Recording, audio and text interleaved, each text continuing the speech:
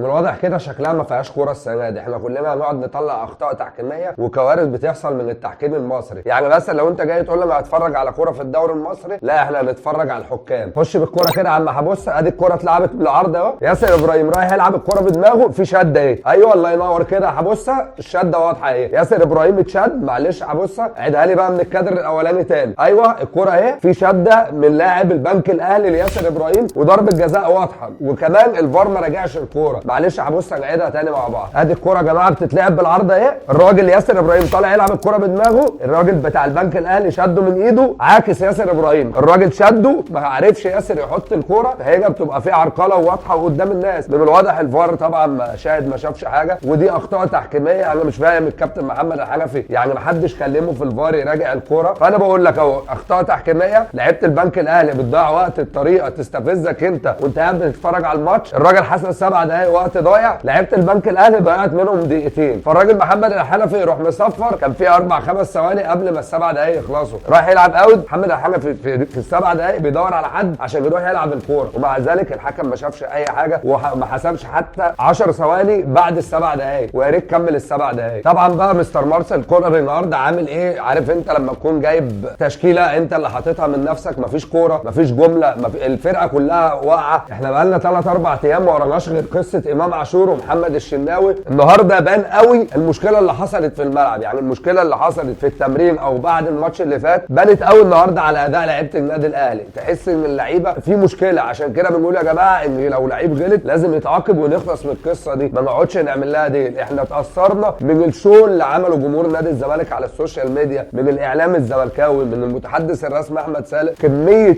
كلام في موضوع امام عاشور، والمشكله كلها شأن يخص النادي الاهلي ما يخصش حد تاني. عشان كده قلنا يا جماعه ما ينفعش ان احنا نركز شويه مع الاعلام، لازم نركز مع فرقتنا. عندنا كاس عالم للانديه، عندنا انتر كونتيننتال، لازم نفوق، وما ينفعش اي حدث يحصل ياثر على النادي كله بالشكل ده. انا شايف ان النهارده النادي الاهلي كله حتى مستر مارسيل كولر متاثر بمشكله امام عاشور.